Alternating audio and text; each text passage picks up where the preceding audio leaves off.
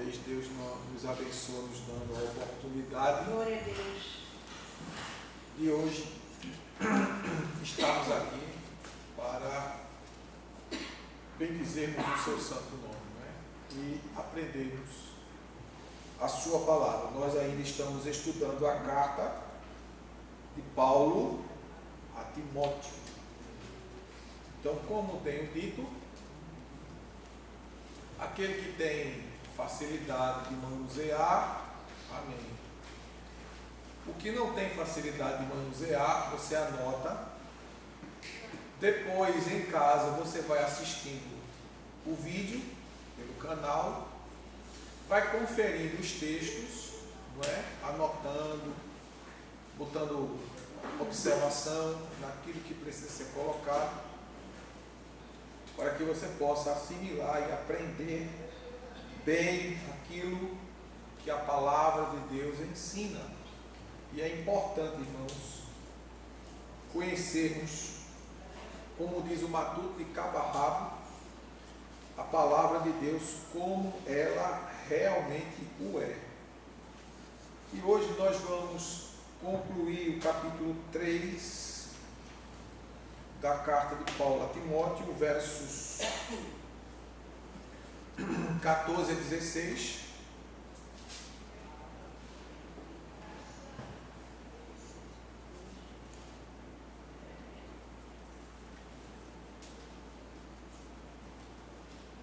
Primeiro Timóteo 3, 14 a 16.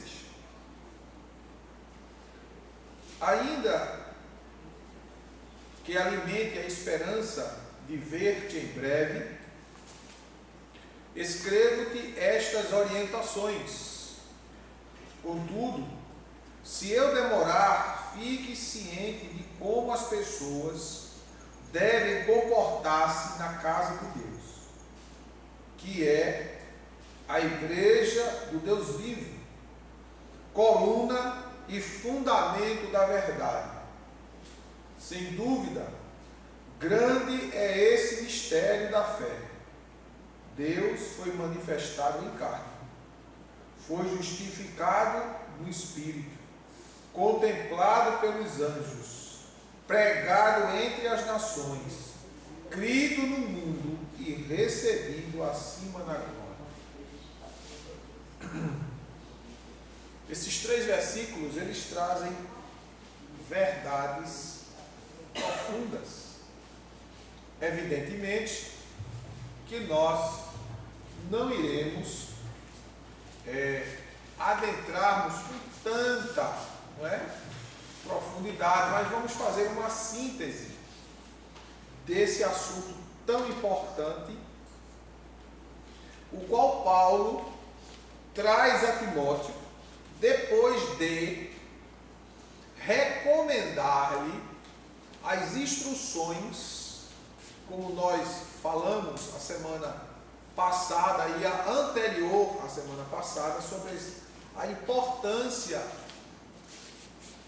de escolher com cuidado aqueles que vão conduzir a ministração da palavra, escolher com cuidado aqueles que vão cuidar do rebanho, junto com o presbítero, com o pastor, que é o ministério diaconal.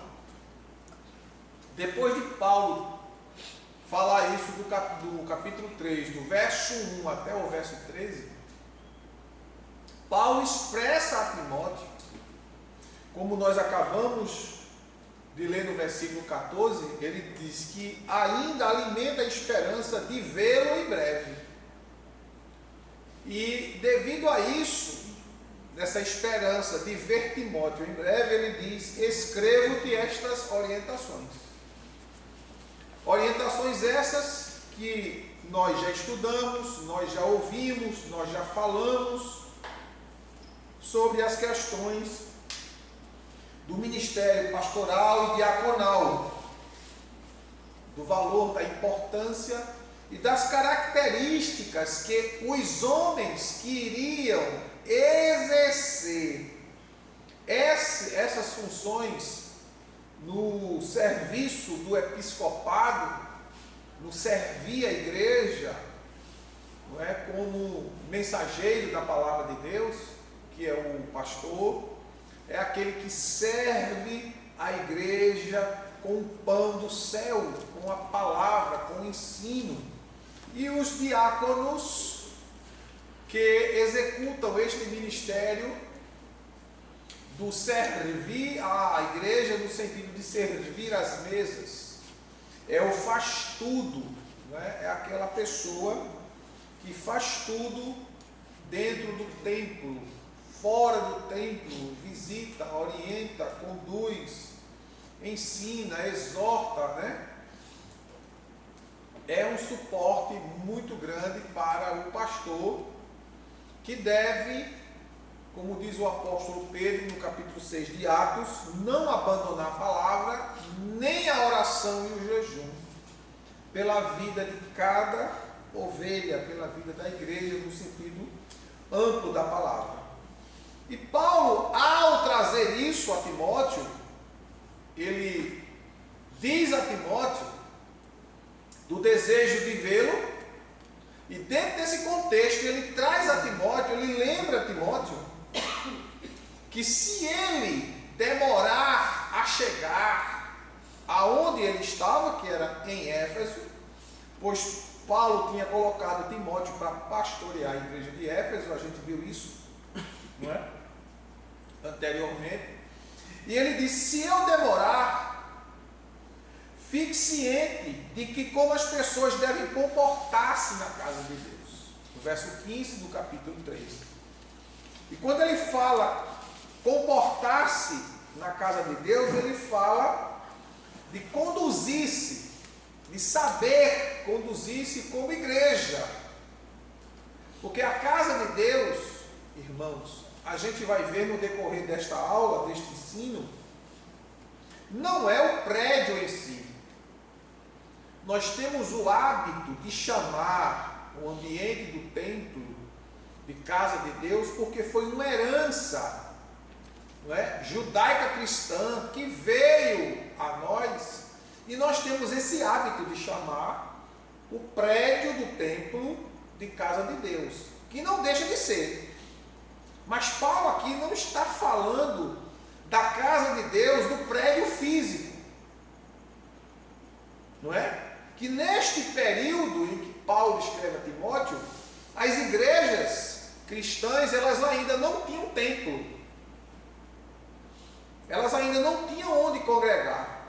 Os cultos eram feitos nas casas dos irmãos.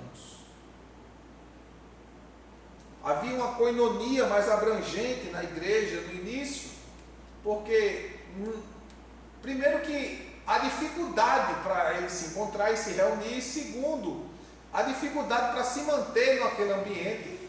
Hoje quando nós viemos ao templo, a gente tem no templo o banheiro, para quem precisar fazer qualquer de suas necessidades, tem um banheiro, tem um bebedouro, tem a sala das crianças. Antigamente não tinha nada disso. Tudo era feito na casa dos irmãos, que abriam as portas para receber os irmãos, a igreja em si, não é? E Paulo, ele fala sobre a questão de como se conduzir como casa de Deus. E ele diz que a casa de Deus é a igreja do Deus vivo, coluna e fundamento da verdade. Então você vê aí a afirmação do apóstolo Paulo, fazendo menção que a igreja de Cristo, diga-se, eu e você, nós somos o fundamento e coluna da verdade de Deus. Nós somos a expressão da verdade de Deus pregada por meio de Cristo Jesus, deixada por Cristo Jesus. E ele diz: a igreja é a coluna da verdade. Depois do apóstolo Paulo expor a Timóteo as virtudes, qualidades daqueles que almejavam ou que almejam o episcopado, Paulo traz a Timóteo o fato de que a igreja ela é coluna. Ela é a coluna e o fundamento da verdade. Então, a igreja ela é comparada a um edifício, a um prédio. Ela é comparada, ela não é um prédio físico, mas ela é comparada a um prédio físico. Vocês estão entendendo? E Jesus diz em Mateus 16 e 18: edificarei a minha igreja. Para se edificar, edificação fala de construção, de construir. Jesus não está falando da construção de um templo físico. Jesus está falando da construção de um templo espiritual. Jesus disse: edificarei a minha igreja, e as portas do inferno não resistirão a ela. E o não resistir, o inferno não resiste à ação da igreja, não é o fato de ser igreja, é o fato da igreja estar fundada, a verdade dela está fundada em Cristo. O esteio da igreja, a coluna e fundamento da verdade. Jesus disse: eu sou a verdade. E nesse contexto, o apóstolo Paulo, baseado evidentemente no que Jesus tinha deixado, naquilo que o Espírito Santo o havia dirigido para ensinar, porque a Bíblia ela não foi produzida pela mente do homem, ela foi produzida pelo Espírito Santo, trazida até nós como mensagem de Deus para os nossos corações, para os nossos dias, a fim de que nós tivéssemos um norte, uma direção, uma condução. Porque lâmpada para os meus pés é a tua palavra e luz para o meu caminho. Então ela mostra o caminho e ilumina o caminho que você deve seguir. Então não tem como ser um cristão autêntico, verdadeiro, sem ser guiado pela palavra de Deus. Sem ser guiado pela palavra de Deus. Às vezes a gente escuta alguns crentes dizendo assim: Deus, fale comigo. Pedi tanto para Deus falar comigo, pastor, e Deus não falou. É porque sua Bíblia está fechada. Se abrir a Bíblia, você escuta Deus falar. Ela é a voz de Deus para nós. E a igreja, como veículo, transmissão, ela transmite a mensagem de Deus. Jesus compara a igreja com um edifício, Mateus 16 e 18, como eu acabei de citar. Edificarei, construirei a minha igreja. E Paulo, no capítulo 3, vamos ver 3 de 1 Coríntios, versículos 10 e 11, da primeira carta aos Coríntios, o apóstolo Paulo diz: segundo a graça de Deus que me foi outorgada, eu, como prudente construtor. Veja, Paulo se compara a um construtor, a um pedreiro, não é? Como prudente construtor, lancei o alicerce. Veja só, novamente, construtor e alicerce. Para você construir um prédio, você precisa fazer um alicerce. Lembre-se que Jesus disse: edificarei a minha igreja, construirei a minha igreja. Aí Paulo diz: eu, como prudente construtor, lancei o alicerce, e outro está edificando sobre ele. Entretanto, reflitam bem como cada um constrói. ninguém pode colocar outro fundamento além do que está posto, o qual é Jesus Cristo. Então, Paulo está dizendo que o fundamento, o alicerce, a qual a igreja viria a ser construída, é Cristo. É Jesus Cristo. O que torna fácil você identificar uma seita é quando ela não tem a Cristo como o fundamento da doutrina. É muito fácil. Jesus disse: ide e pregai o evangelho a toda criatura. Os que creem serão batizados em nome do Pai, do Filho e do Espírito Santo. Não é? Não é em nome de nenhum outro, porque a Bíblia diz que em nenhum outro há salvação. Salvação só em Jesus, só nele. E dentro desse contexto, Paulo diz: ninguém pode colocar outro fundamento além do que está posto, o qual é Jesus Cristo. Então, Jesus disse que edificaria a igreja, construiria a igreja, e Paulo diz que lançou o alicerce, mostrando que Cristo é o alicerce. Agora nós é que edificamos, irmão, a nossa vida espiritual. Você pode me ouvir toda semana, ensinando, pregando, falando, mas é você que faz a sua vida espiritual crescer. É a sua busca.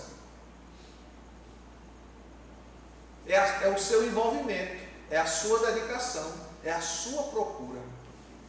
Buscar-me-eis e me achareis quando me buscardes de todo o vosso coração. A gente busca muita coisa com força, mas buscar a Deus nos dias atuais tem sido difícil para muitos de nós. Muitos de nós. Eu estava ouvindo o testemunho de uma irmã na Síria. Ela falando do marido dela que foi morto. Cortaram a cabeça dele e sacudiram num buraco, numa vala com vários corpos. E ela não estava chorando. Ela estava dizendo: é um prazer poder testemunhar do nosso Cristo, do nosso Salvador, porque Ele sofreu muito mais por nós. Que ousadia, irmão! Em meio a uma perseguição tremenda, você vê o seu marido decapitado ali, só um pouco, nem a cabeça estava. E ela dizer que estava feliz, satisfeita, porque sabia que isso era porque ela estava testemunhando vividamente sobre Cristo. E a gente tem N oportunidades. Por isso que o filho, disse o evangelista: quando o Filho do Homem vier à terra, porventura achará fé nela? Assim como foi nos dias de Noé, comiam, bebiam, casavam-se, davam-se em casamento e não perceberam até que veio o dilúvio. O interessante, veja bem, eles não perceberam o dilúvio. Irmão, a coisa é tão séria que Deus trouxe a Noé, de todos os animais da terra, um casal, e o povo não viu. Como é que você não vê um elefante entrando na arca? Um casal de elefante, um casal de leão, um casal de girafa. O povo não viu. Porque, irmãos, eu não estou dizendo aqui que é pecado casar, trabalhar, prosperar. Não estou dizendo isso não. Faça tudo isso, mas não se desligue do céu. Foco é o céu. Seu foco é o céu. O povo estava tão focado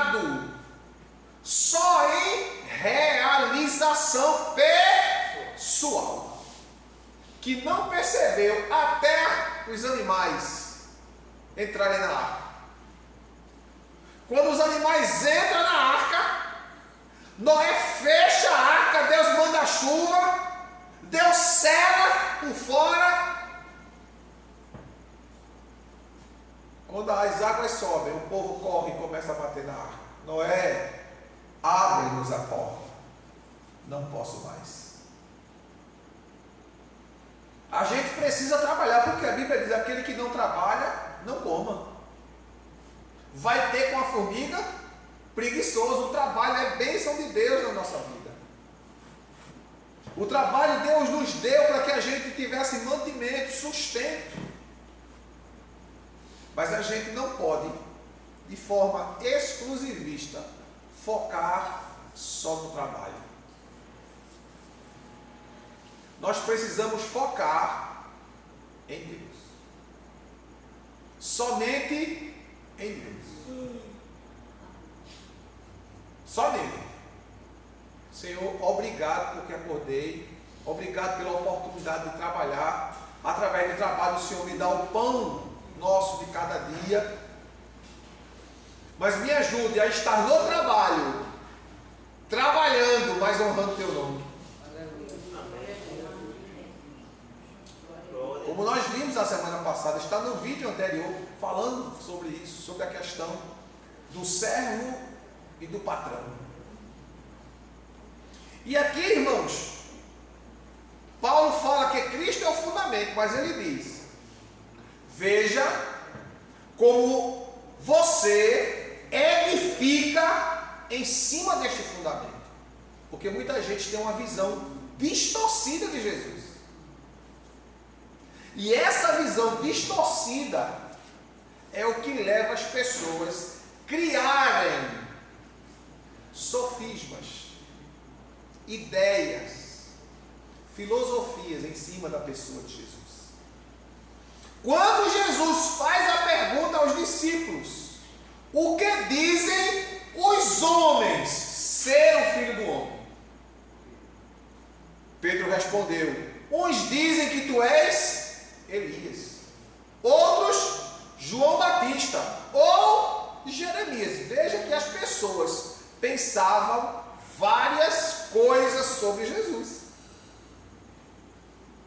Um achava que era Jeremias, Elias, João Batista que havia ressuscitado. E Jesus pergunta: e vós dizeis? O que vós dizeis? Pedro tomou a palavra e disse: tu és o Cristo, o Filho do Deus vivo. Aí Jesus disse: bem-aventurado és tu, Simão Bar-Jonas, porque quem te revelou nem foi a carne, nem o sangue, mas o meu Pai que está nos céus. A revelação correta de Jesus vem pelo Espírito de Deus, porque ele testifica. 12:3 da primeira carta de Paulo aos Coríntios, o escritor diz que ninguém glorifica, ninguém reconhece que Jesus Cristo é o Senhor, senão pelo Espírito Santo. Pelo Espírito Santo. Então a gente precisa ver como é que nós estamos edificando a nossa vida com Deus. Como é que a gente está edificando? Não é para você me responder, é para você pensar como você tem edificado sua vida com Deus. Porque normalmente a gente, quando vai orar, a gente só chega para pedir: Senhor, me dá isso, me dá isso, me dá isso, eu quero isso, eu preciso disso. Jesus diz: todas essas coisas buscam os gentios. Os que não me servem só buscam de mim pedir. Ele não está dizendo que é errado pedir, mas olhe observe a oração do Pai Nosso. Jesus nos ensinou a orar dizendo: Pai nosso, que estais no céu, santificado santificado seja o teu nome. Jesus começa orando, adorando. Glória a Deus. Adorando. E a gente começa a oração pedindo. Me dá isso, me dá aquilo outro, Senhor. A gente sabe que muitas vezes é aflição. A necessidade está tão grande que a gente começa a pedir logo, em vez de adorar. E depois que Jesus adora, ele diz: venha o teu reino.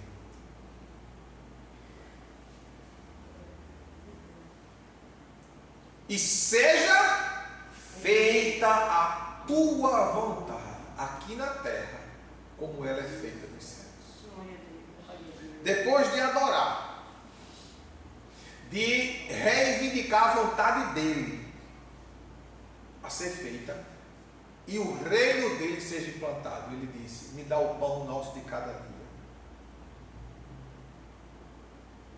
Querendo dizer, para que eu tenha força de implantar o teu reino aqui na terra. Porque ele adora, pede a vontade de Deus e o reino de Deus aqui. Aí depois ele diz: o pão nosso de cada dia nos dá hoje.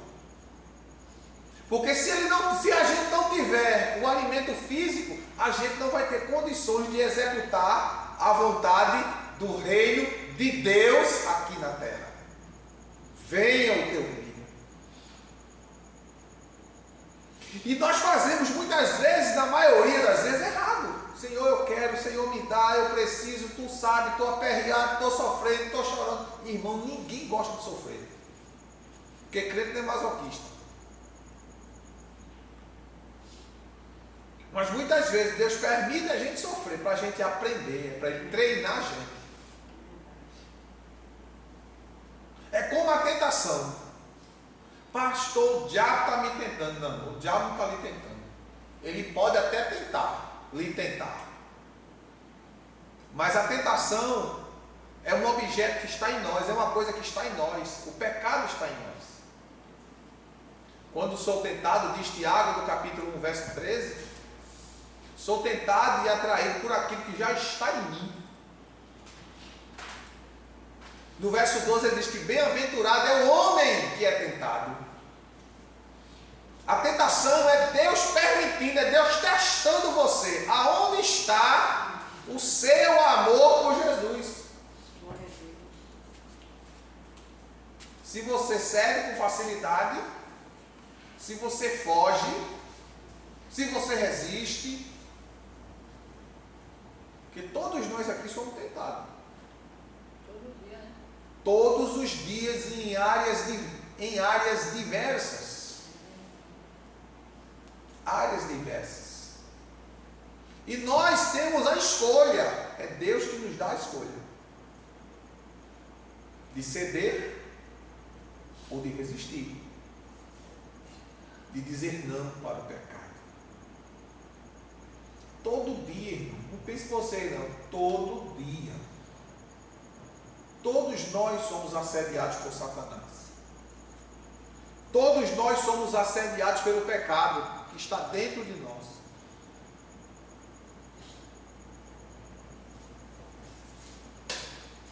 E que nós precisamos resistir. Então a gente precisa saber como edificar a nossa vida espiritual em Cristo. Porque se a gente for edificar a nossa vida espiritual em Cristo como fundamento, nós temos que observar os princípios da verdade sagrada e estabelecê-los em nós. Porque senão você vai se tornar, escuta aí, um cristão ou um crente que vai com qualquer coisa. Qualquer coisa que falar, você crê. Qualquer tipo de pastor que você ouvir, você acredita. Qualquer tipo de pregação você vai achar boa, porque você não tem o fundamento dos apóstolos. Aí tudo que você ouvir, você diz: poxa, eu queria isso na minha igreja.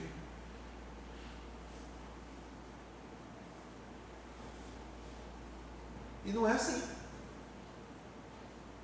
Por que, irmãos, por que a igreja hoje é vista por muitas pessoas como comércio?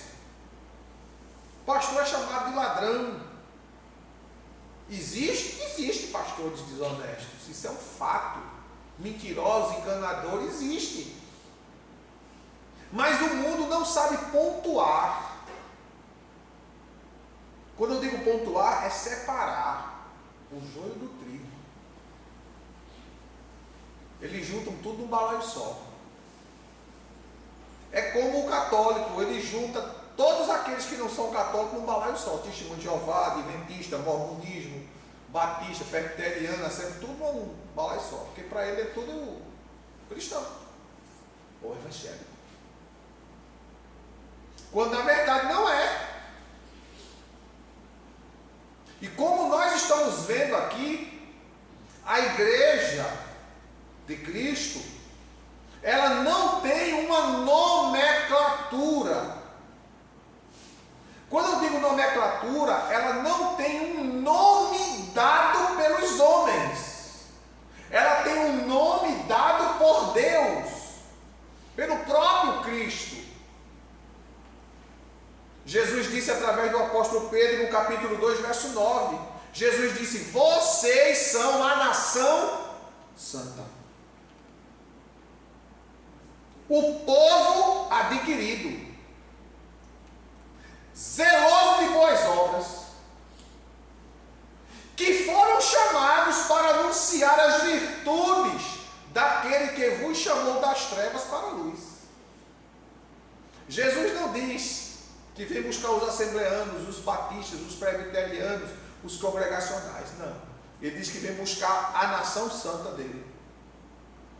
Do jeito que Deus chamou Abraão para, através de Abraão, formar a nação de Israel como seu povo, Deus enviou Cristo para formar a sua igreja e chamá-la de nação santa, povo escolhido.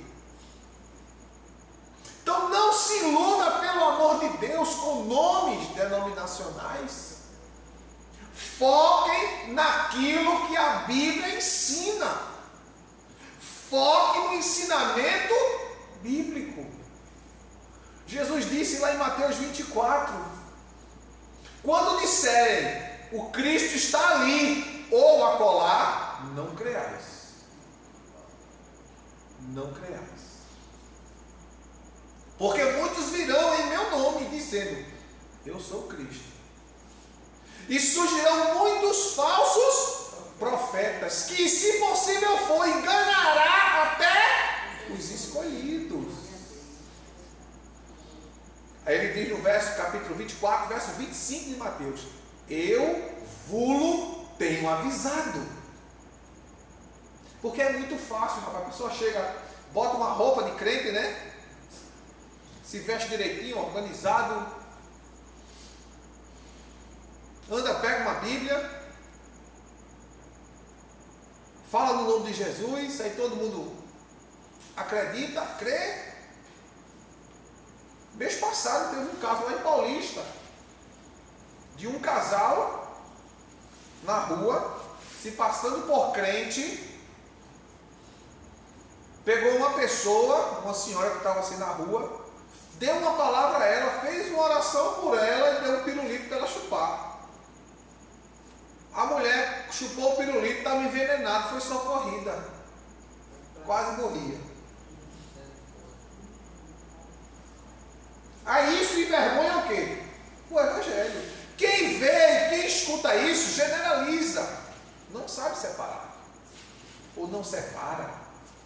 Não é porque, irmãos, não tem entendimento, é pura maldade. Não é? É como alguém muitas vezes assim: rapaz, eu chamei um pedreiro aqui, ele fez uma besteira.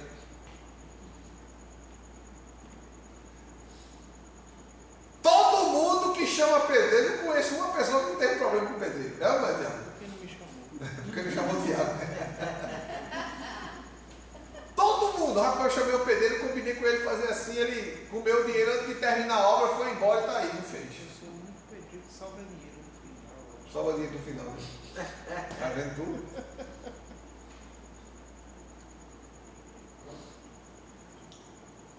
Generaliza. Então Paulo diz como você, o fundamento foi lançado, mas veja como você edifica.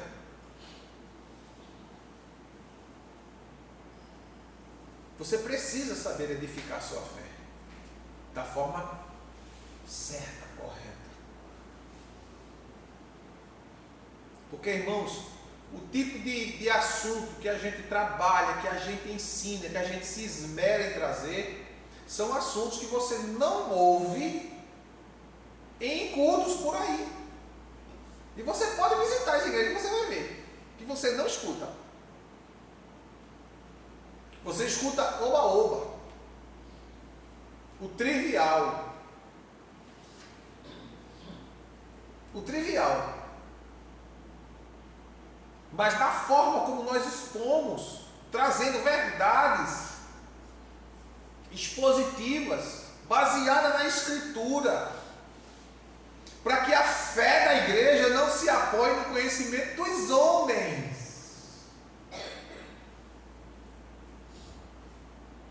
Mas se apoie no poder de Deus.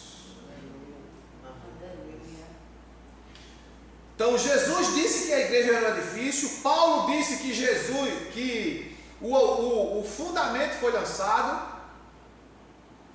Jesus disse que a igreja é um edifício, mas para o edifício ser construído tem que ter um alicerce. Paulo disse que o alicerce foi lançado aos Coríntios. Agora veja o que é que Paulo diz na carta aos Efésios, capítulo 2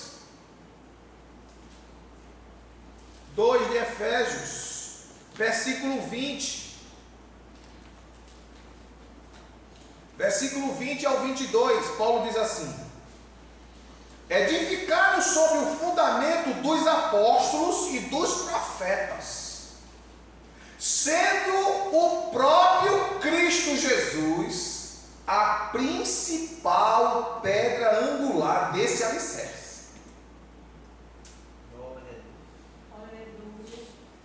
Sendo edificados sobre o fundamento dos apóstolos, daquilo que foi ensinado pelos apóstolos, daquilo que foi profetizado pelos profetas. Verso 21. Nele, o edifício inteiro. Quem é o edifício inteiro que Paulo está falando aqui? Quem é? A igreja. Jesus disse: edificarei.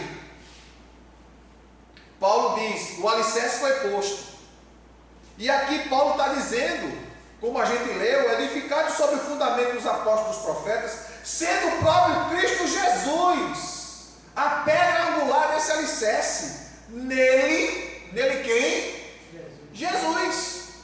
Todo o edifício. Quem é o edifício? A gente, nós, a igreja, bem ajustado, cresce para ser um templo santo no Senhor, no qual também vós, juntos, sois edificados para a morada de Deus no Espírito. Somos edificados para a morada de Deus no Espírito. Quem habita na igreja hoje? O Espírito Santo. Quem tem ouvidos, ouça o que o Espírito diz à igreja. É o Espírito Santo que habita conosco, que estará conosco todos os dias, até a volta gloriosa de Jesus. Então você vê aí a igreja comparada com um edifício. E o interessante é que quando Jesus diz que edificaria a igreja, pois eu te digo que tu és Pedro. Pedro. Não é a palavra, o nome de Pedro. O que significa Pedro? Petrus. Pedra separada. Pedra pequena. Pedra separada. Pedra pequena. Ou homem pedra. Na frase seguinte, Quando Jesus diz assim, eu te digo que tu és Pedro, e sobre esta pedra edificarei a minha igreja. Na frase seguinte, ele usou a palavra grega Petra. Tu és Pedro, ou seja, tu és uma pedra separada, uma pedra pequena. Mas sobre esta pedra, está dizendo eu, sobre mim, sobre esta pedra, esta rocha. A palavra pedra ou rocha, a qual Jesus se refere, significa leito de rocha resistente. Não era uma pedra, um pedaço de pedra pequeno, mas era um leito, era uma coisa longa, espaçosa, da qual você poderia construir um edifício. É o que Jesus está querendo dizer. E que não era um nome próprio, porque Pedro, em grego, pedra separada, pedra pequena, pequenos pedaços de pedra. É tanto que Jesus mudou o nome de Pedro para Simão Pedro. Acrescentou o Simão. E ele diz que a igreja seria edificada sobre um leito de rocha resistente. Ele não disse sobre ti, Pedro, ou sobre teus sucessores, mas sim sobre esta rocha, sobre a revelação de Deus, sobre esse testemunho de fé em Jesus. Porque quando Jesus perguntou, o que dizem os homens ser o Filho do Homem? Os discípulos disseram, uns Elias, outros Jeremias, João Batista ou alguns dos profetas. Aí Jesus torna a perguntar, e vocês? O que é que vocês dizem? E Pedro respondeu, tu és o Cristo, o Filho do Deus vivo. E quando Pedro responde isso, Jesus diz, bem-aventurado és tu. Porque, vou traduzir na nossa linguagem, sobre esta revelação que tu trouxeste, eu edificarei a igreja, a minha igreja. Porque quando ele diz, tu és o Cristo, o Filho do Deus vivo, olha o que é que Paulo diz, que é como a gente leu em 3:11 de Coríntios. O fundamento é Cristo Jesus. Jesus estava dizendo, eu sou o fundamento. Eu sou o alicerce. Ou seja, sobre essa revelação de Deus e sobre esse teu testemunho de fé, eu edificarei a igreja. Jesus deixou claro que a revelação feita sobre ele declarava que ele é o fundamento da igreja, da verdadeira igreja. Porque a igreja não se edifica de cima para baixo, como não se constrói uma casa de cima para baixo. Aí vem nos evangelhos a palavra igreja, em grego, ekésia, escuta bem, ekésia, ou eclésia. No latim, eclesia. Nos tempos de Jesus e entre os gregos, significava assembleia dos cidadãos livres e votantes da cidade. Vocês estão entendendo? Igreja, que também a palavra grega para a qual identificava a igreja, na qual nós estamos aqui nesta noite, nós estamos em eclesia, nós estamos em assembleia, em reunião. Que tipo de reunião? Espiritual. Para celebrar o quê? A morte e ressurreição do Senhor Jesus. E anunciar o Evangelho até que Ele venha. Então, essa palavra do grego, ekésia ou eclésia, e no latim, eclesia, que nos tempos de Jesus, entre os gregos, porque havia muitos helenistas, né, no meio dos judeus, Significado Assembleia dos Cidadãos Livres. Você é livre? Você é livre, sim ou não? Sim. Eu fui na sua casa chamar vocês para estar aqui? Não. Obriguei vocês a estar aqui? Não. Vocês vieram como? Livre e espontânea vontade. Sim ou não? Sim.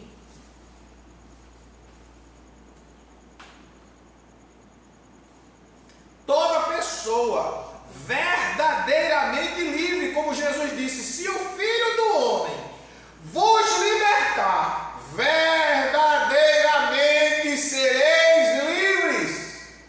Glória.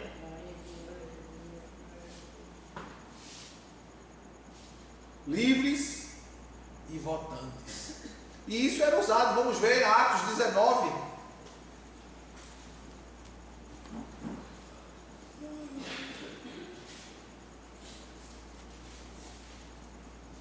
De 19:32 diz assim o texto. Eu queria que você lesse aí bem alto. Uns, pois, gritavam de uma forma, outros, porque a Assembleia tinha virado uma confusão. E na sua maior parte nem sabiam por que motivo estavam reunidos. Veja aí. Assembleia, veja que ele fala de assembleia. Mas ele não está falando aí da Assembleia de Deus não, viu? Pelo amor de Deus, não vai entender errado. Na minha Bíblia, na minha tradução King James diz assim: a Assembleia estava em total confusão. Uns gritavam de uma forma, outros protestavam de outra. E a maior parte das pessoas nem sabia ao certo porque estavam concentradas ali. Ou seja, estavam todos reunidos. Todo mundo estava junto. E alguns sabiam porque estavam ali e outros não sabiam. Mas estavam reunidos. Reunião, uma eclesia. Verso 39. Diz assim: contudo, caso haja qualquer outro pleito, este deverá ser decidido em assembleia regular, conforme a lei. Então, novamente, aí o nome assembleia, reunião de pessoas, de cidadãos livres, que tem o poder de opinar, de decidir. Daí, irmãos, você vê, quando a gente faz aqui, como nós iremos ter agora essa semana, o nosso culto administrativo, a importância da igreja estar reunida em assembleia para votar. Aqui já falava. O povo se reunia para votar em público as decisões de uma cidade, porque eles eram considerados cidadãos livres. E às vezes a gente faz o administrativo e as pessoas não querem participar do culto administrativo porque dizem é um culto chato. Mas é um culto importante. Não existe culto ruim. Existe mau adorador. Gente que não sabe adorar. Aproveitar a oportunidade. E o verso 41 diz assim, do capítulo 19 de Atos: e tendo dito isso, desfez a assembleia. Acabou com a reunião. Eu estou mostrando esses versículos aqui para ratificar que esta palavra, o nome, não é? Igreja significa assembleia, reunião. Você sabia, irmãos, que tem pessoas que seguem uma denominação, mas não seguem Cristo. Bate no peito e encha, bota a mão no peito, eu sou de tal denominação. Não é a denominação que salva. Os cristãos, a igreja é salva para anunciar a salvação que recebeu. Não é a igreja que salva, quem salva é Jesus. Em nenhum outro há salvação. A igreja anuncia a salvação. Veja aí Efésios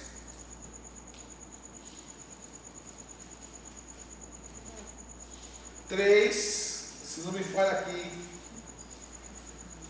os meus restos que restam. Verso 10. 3 e 10 de Efésios. Esperando vocês encontrar.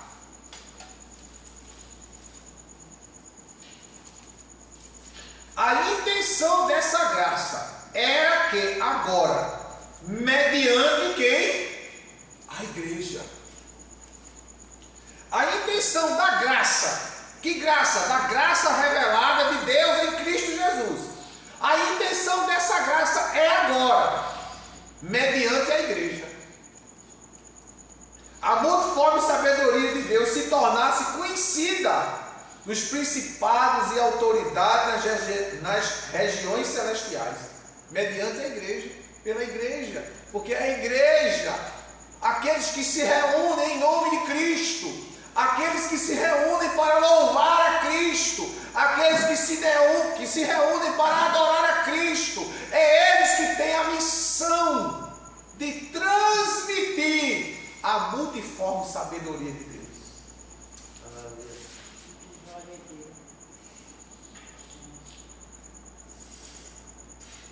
E para a gente encerrar hoje esse assunto, a igreja, ela foi constituída por Deus. Ou seja, Deus, escute bem, viu? Deus constituiu a igreja. E o que significa constituir? Deus constituiu a igreja. Mas o que significa constituir? Deus delegou à igreja poderes para agir e exercer o seu reino na terra.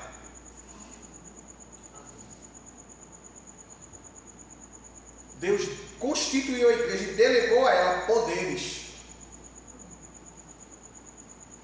Poderes para ligar, como Jesus disse a Pedro quando ele disse a Pedro: sobre esta pedra edificarei a minha igreja.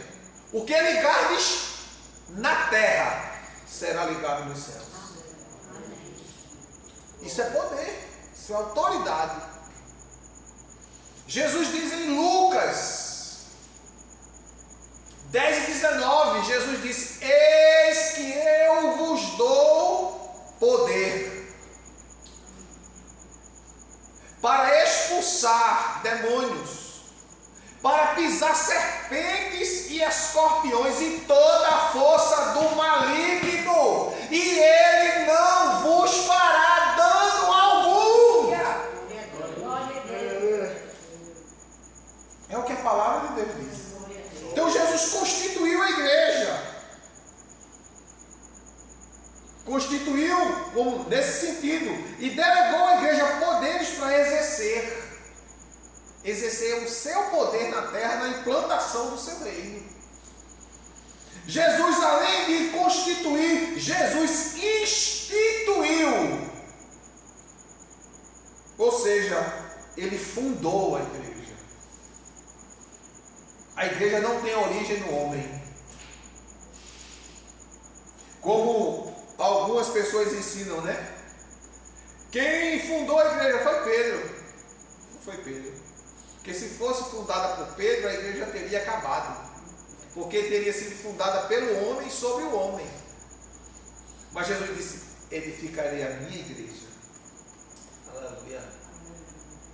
Por isso, irmãos, não podemos, de forma alguma, vivermos uma vida de aparência, disfarçados de crente. A gente tem que ser crente de verdade, de fato e de direito. Porque Deus constituiu a igreja. O Senhor Jesus constituiu e instituiu. Glória a Deus. Não é uma instituição humana, é divina.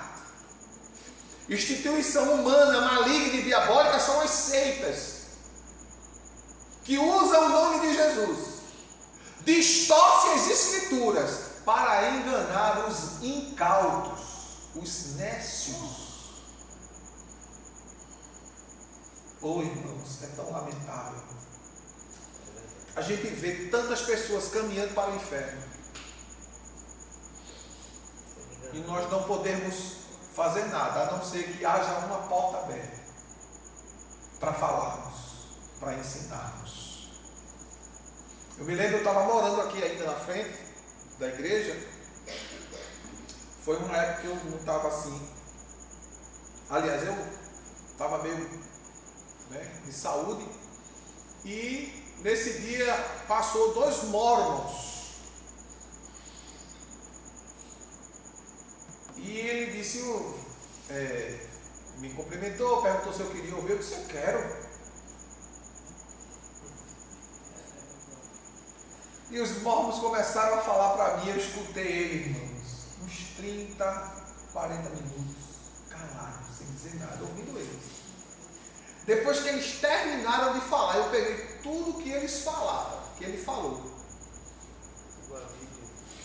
e mostrei a eles que eles estavam completamente errados, equivocados. Irmãos, eles não deram um pio, uma palavra contrária. Eu não sei o que foi que houve, eu disse, marquei, na próxima semana a gente continua, ele está certo, a gente vai estar aqui, até hoje. Até hoje. Substituíram eles. Eles não voltaram mais, era um americano e um brasileiro. Até o dia de hoje. A gente precisa entender, chegando perto das pessoas, falando o que a Bíblia diz. Porque não é você, é a palavra de Deus que liberta. Você falando aplicadamente a palavra. Fala a palavra em tempo e fora de tempo. Repreende, redargas, exorta. Precisa falar a palavra com sabedoria. Chega pertinho, cria um vínculo. Vai falando, vai mostrando de Jesus. Porque muitas pessoas, quando vê a gente, ficam, vixe, meu Deus, lá vem um crente falar comigo. Eles já se armam para nem ouvir. E a gente precisa falar do amor de Jesus para essas pessoas, seja elas quem forem. Oh, irmãos, como é triste, né? A gente olhar para a igreja em um dia como esse, em que Deus concede a oportunidade em que o povo esteja na sua casa para ouvir um assunto tão importante como esse, e não estão. A igreja deveria estar cheia, não é? Está cheia da presença de Deus, é verdade, mas poderia estar mais irmãos conosco nesta noite, adorando a Deus e aprendendo a sua palavra. Que Deus nos abençoe. E oremos para que o Senhor desperte. Oremos para que Deus nos fortaleça e nos dê graça, a fim de que a gente prossiga para o alvo, para o prêmio da soberana vocação. Amém?